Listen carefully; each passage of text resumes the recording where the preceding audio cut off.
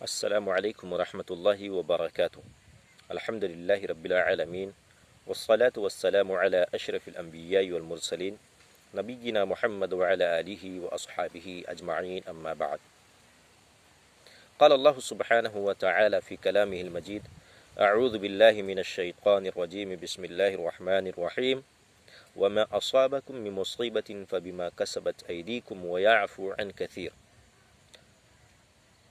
محترم میرے پیارے دینی ملی بھائیوں، بزرگوں اور پردہ نشین ماؤں اور بہنوں، اللہ رب العالمین نے اس آیت کریمہ کے اندر جو پیغام دیا ہے وہ نہایت ہی اہم ہے اور قابل غور ہے۔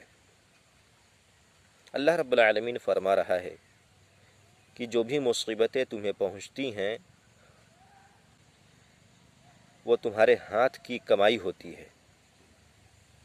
وَيَعْفُو عَنْ كَثِيرٍ، اور اللہ رب العالمین بہت ساری سیئات اور بہت سارے گناہوں کو مٹا دیتا ہے، ختم کر دیتا ہے، بخش دیتا ہے۔ یہاں پہ جو بات کہنی ہے وہ یہ ہے کہ ہم اور آپ اپنے اعمال پر غور نہیں کرتے۔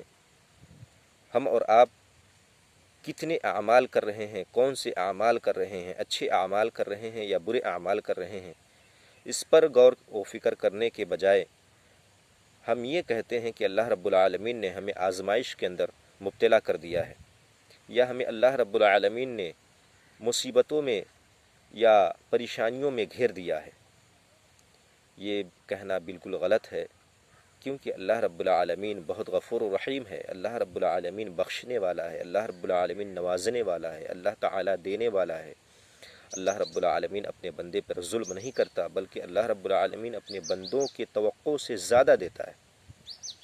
یہ اللہ رب العالمین کی شان ہے، لیکن ہم اور آپ یہ بھول گئے ہیں کہ ہمارے اعمال میں کتنی کمیاں ہیں، ہمارے اعمال میں کتنی کوتاہیاں ہیں، یہ ہم بھول چکے ہیں۔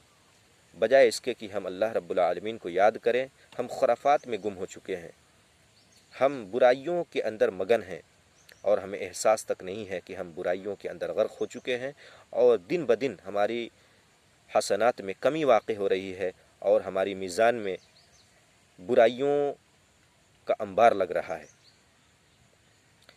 ان ساری چیزوں کو سمجھنا چاہیے، اور یہ ذہن میں رکھنی چاہیے بات کہ جو بھی مصیبتیں انسان کو پہنچتی ہیں یا مسلمانوں کو پہنچتی ہیں، یہ ان کے اعمال کا نتیجہ ہوتا ہے، اور اللہ رب العالمین اپنے بندے پر کبھی ظلم نہیں کرتا۔